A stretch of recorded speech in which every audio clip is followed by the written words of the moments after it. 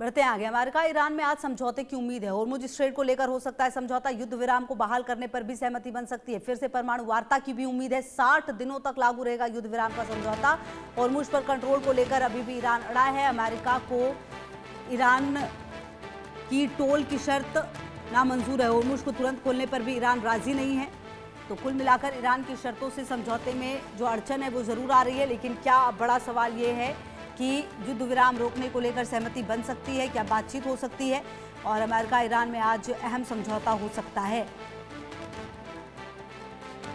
निश्चित तौर पर अगर ऐसा होगा तो आप ये मानकर चलिए कि पूरी दुनिया के लिए ये एक राहत की बात होगी, क्योंकि तेल और गैस के दाम स्थिर हो सकते हैं आने वाले समय में। और अगर आप देखें तो पिछले कुछ समय से जो थोड़ी सी शांति है, यही वजह है कि ब्रेंट क्रूड ऑयल के दाम अगर आप देखें तो थोड़ा सा स्थिर होते हुए जरूर नजर आ रहा है। और ऐसे में अगर युद्ध विराम रोकने को लेकर सहमति बनती है, उम्मीद जगती है, तो बॉर्डर पर और इसके अलावा भारत जैसे और भी कई ऐसे देश हैं जिनकी निर्भरता निश्चित तौर पर होर्मुज पर है।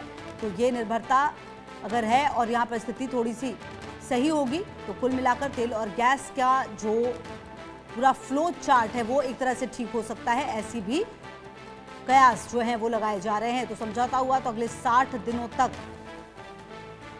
जो युद्ध विराम है वो रहेगा। हालांकि अब बड़ा सवाल तो यह है कि युद्ध विराम तो होगा, लेकिन क्या इजराइल उसे मानेगा? क्या इजराइल लेबनान पर हमले बंद कर देगा?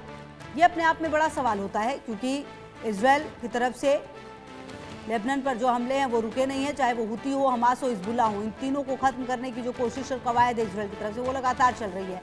ऐसे में अगर ईरान की शर्त जो है वो यहाँ पर क्या कुछ मानी जाएगी और होर्मुज पर कंट्रोल, क्योंकि आप समझिए एक तरह से ईरान ये बात बहुत बेहतर तरीके से समझ चुका है कि होर्मुज जो है वो उसके लिए तुरुप का इक्का है और होर्मुज वो कार्ड है जिससे वो कहीं ना कहीं अगर ठीक से खेले तो पूरी दुनिया को ये अपने तरफ झुकने को मजबूर भी कर सकता है। और ऐसे में युद्ध विराम रोकने को लेकर जो सहमति की उम्मीद है वो जरूर जताई जा रही है और समझौता हुआ तो अगले 60 दिन युद्ध विराम होगा, ऐसी जानकारी भी सामने आ रही है। ईरान की शर्तें जो हैं लेकिन वो थोड़ी मुश्किलें ज़रूर पैदा कर रही हैं अमेरिका के लिए खास करके।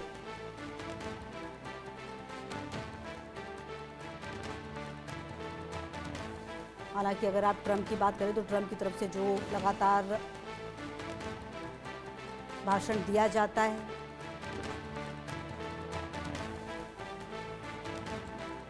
और मेजर जनरल सुधाकर जी रिटायर्ड मेरे साथ डिफेंस एक्सपर्ट भी जुड़ गए हैं।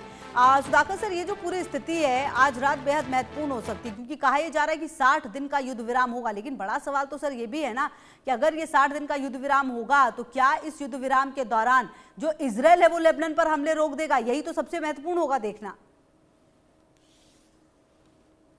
जय हिंद। और ये बिल्कुल सही पॉइंट पे आपने उंगली डाला है।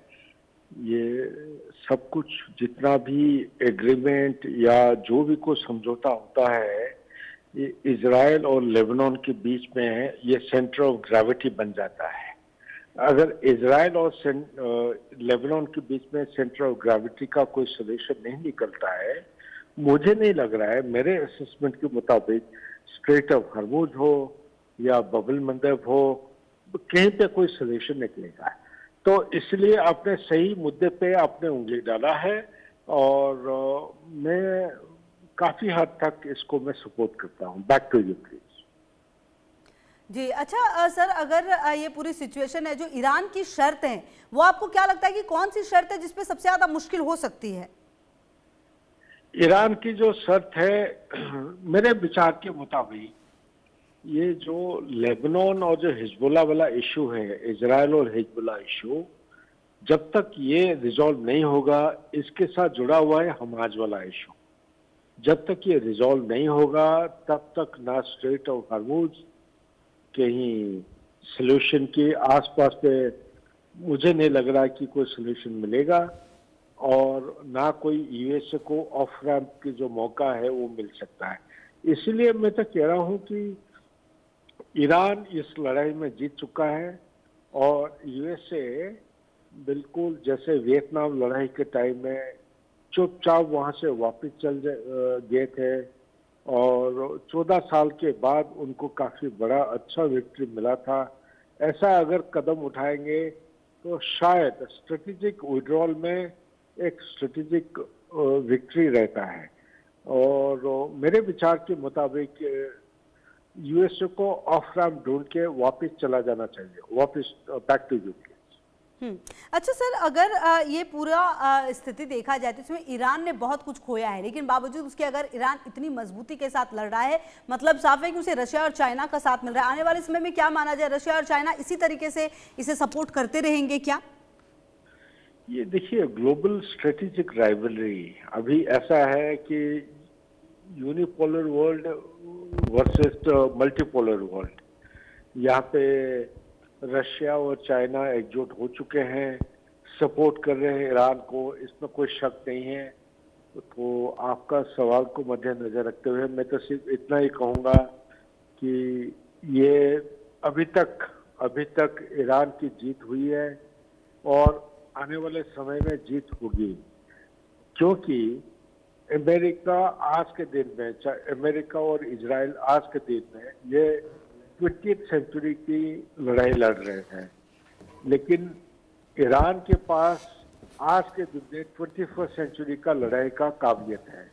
तो इसीलिए मेरा सोच विचार ये है कि जल्दी से जल्दी इसको अगर निपट लेते हैं, यूएसए वापस चला जाता है, इसी में ही यूएसए का फायदा है, नहीं तो काफी उनको नुकसान भोगना पड़ेगा। Back to you. जी, बहुत शुक्रिया सर आपका मेरे साथ जुड़ने के लिए और बातचीत करने के लिए।